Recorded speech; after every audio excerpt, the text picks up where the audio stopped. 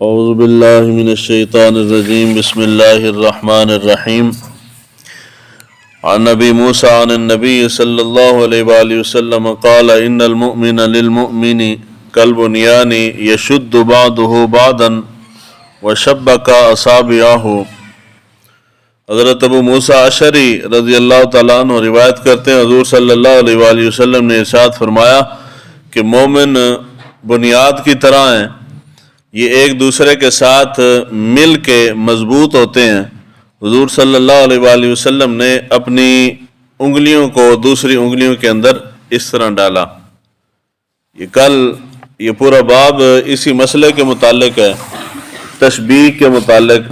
کل بھی اسی کے متعلقہ روایت تھی۔ جائز ضرورت اگر ہو مثال سمجھانی ہو، جس طرح حضور نے مثال سمجھا رہے تھے کہ جی اس طرح مضبوط ہوتا ہے، اگر مثال سمجھانی ہو یا کوئی ضرورت ہو اس وقت جائز ہے۔ ویسے شریعت کے اندر شرعاً یہ ناپسندیدہ ہے، کوشش کرنی چاہیے، نہیں کرنی چاہیے اس طرح۔ یہ اس کو تشبیہ کہتے ہیں۔ مثال ہے، ابھی خیال ہے وہ کھیلتے ہیں نا یہ والی بال، اس کے اندر وہ ہے ہاتھ ہی اسی طرح رکھتے ہیں۔ اور ظاہری بات ہے ضرورت ہے، وہ ایک ہاتھ سے تو مار نہیں سکتے، اگر وہ اس طرح کرتے ہیں تو ٹھیک ہے۔ یہ عموماً عادت ہوتی ہے جب انسان بات کر رہا ہو یا کہیں بیٹھا ہو تو وہ اس طرح کر کے بیٹھتے ہیں، تو اس طرح کوشش کرنی چاہیے، عادت عام عموماً نہیں بنانی چاہیے۔ حضور صلی اللہ علیہ وآلہ وسلم نے یہ کل کی حدیث مبارکہ میں بھی یہی تھا، آج کی حدیث مبارکہ میں بھی یہی ہے۔ حضور نے سمجھانے کے لیے ایسے کیا ہے، جس طرح ایک ہاتھ اتنا مضبوط نہیں، دو مل جائیں تو زیادہ مضبوط ہے۔ مومن کی مثال اسی طرح ہے۔ بنیان لفظ ہے، بنیان کا بنیاد کو کہتے ہیں۔ عمارت بنانے سے پہلے نیچے بنیاد بیس بنائی جاتی ہے، جتنی مضبوط بیس ہوگی عمارت اتنی مضبوط ہوگی۔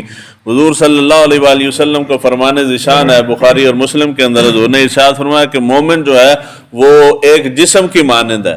جس طرح ایک جسم کے اندر کسی عضو کو تکلیف ہوتی ہے تو سارا جسم جو ہے وہ اس کی تکلیف کو محسوس کرتا ہے اور تڑپتا ہے۔ تو اس سے فقہاء کرام نے مسئلہ یہ اخذ کیا ہے کہ مومنین میں سے مسلمان آپس میں ایک دوسرے کے ساتھ غمی خوشی کے اندر شریک رہیں۔ اگر کسی کی کوئی تکلیف ہو تو ہر بندہ اپنے حسب استطاعت اس کو دور کرنے کی کوشش کرے۔ بندہ بیمار ہے، وہ علاج نہیں کروا سکتا، تو جس کے پاس جتنی توفیق ہے وہ کوشش کر کے اس کا علاج کر دے۔ وہ کسی مشکل میں ہے، پریشانی میں ہے، مصیبت میں ہے، تو جو شخص اس کی جتنی ہیلپ مدد کر سکتا ہے، کوئی اخلاقی کر سکتا ہے، کوئی مالی کر سکتا ہے، کوئی وقت کے حساب سے کر سکتا ہے، کوئی جان کی قربانی دے سکتا ہے، وہ جس قسم کی بھی قربانی دے سکتا ہے اسے چاہیے کہ اس کی قربانی دے۔ حضور صلی اللہ علیہ وآلہ وسلم، یہ بڑا ایک خوبصورت پہلو ہے حضور کی سیرت مبارکہ کا۔ اعلان نبوت سے پہلے حضور صلی اللہ علیہ وسلم، یعنی 40 سال کی عمر میں حضور نے اعلان نبوت فرمایا۔ 40 سال سے پہلے، یعنی 40 سال کا بندہ جو ہے وہ ذرا میچور ہوتا ہے، بڑی عمر میں شمار ہوتا ہے۔ حضور کی جوانی کا یہ واقعہ ہے، یعنی اعلان نبوت سے پہلے 20-25 سال عمر تھی حضور صلی اللہ علیہ وآلہ وسلم کی۔ اس زمانے میں عرب کے اندر چونکہ یہ جو سردار تھے یہ مظالم بہت کرتے تھے، لوگوں کا مال لیا، ان کا مال مجھے پسند آیا، میں نے ان سے مال لیا، معاہدہ کر لیا کہ جو میں تجھے پیسے دیتا ہوں، مال لے کے پھر مکر گیا، جا نکل جا، کوئی پیسے شیسے نہیں۔ اب وہ سردار ہیں، ان سے کون پوچھے گا؟ عرب کے اندر دور دراز سے لوگ آتے تھے بیت اللہ کی وجہ سے۔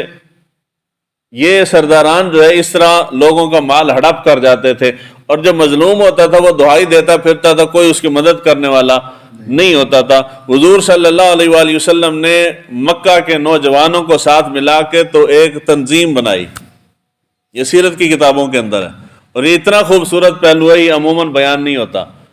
ایک تنظیم بنائی، اس تنظیم کے تحت ایک پورا اس کا منشور مرتب کر کے وہ آویزہ کیا گیا بیت اللہ کے اندر کہ کوئی بھی مظلوم شخص ہے، بنا رنگ و نسل کے، بنا ملک اور قبیلے کے، کوئی بھی مظلوم شخص اگر ہمیں آ کے دعائی دیتا ہے اور ہمیں اپنی مدد کے لیے پکارتا ہے تو ہم اس کی مدد کے لیے نکلیں گے۔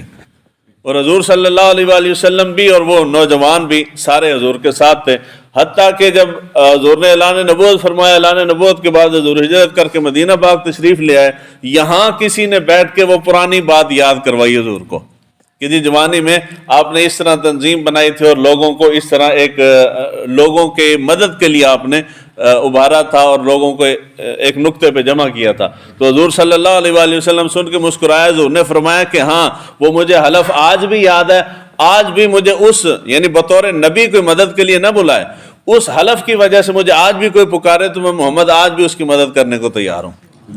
یعنی یہ ایک دوسرے کی ہیلپ کرنا, مدد کرنا, یہ اتنا افضل اور اعلیٰ کام ہے, تو یہ چھوٹا سا کام نہیں ہے. تو کوشش کرنی چاہیے بنا کسی غرض کے, اللہ اور اس کے رسول کی رضا کی خاطر اگر کوئی بندہ مشکل میں پریشانی میں ہو تو اس کی مدد کیا کریں. اللہ تعالیٰ ہمیں دین کو سیکھنے سمجھنے کی توفیق عطا فرمائے.